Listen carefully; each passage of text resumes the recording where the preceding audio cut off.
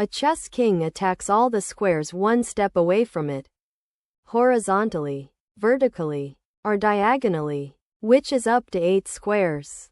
A white king and a black king are placed on 2 different squares of a 3x3 grid so that they do not attack each other. In how many ways can this be done?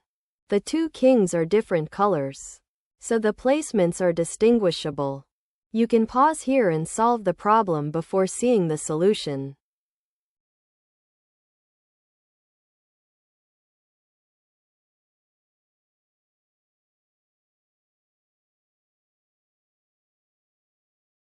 Let's set up the board.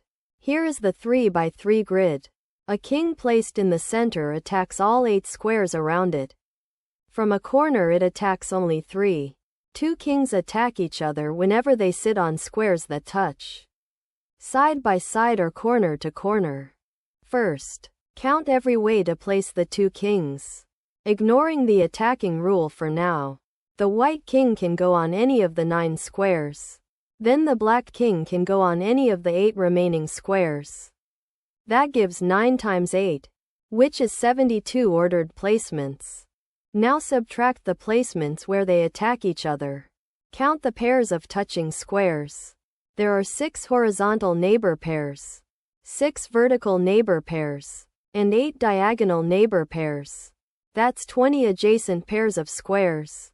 Since the 2 kings are different colors, each pair can be filled in 2 ordered ways, giving 20 times 2, which is 40 attacking placements. Finally, subtract the attacking placements from the total. 72 minus 40 equals 32.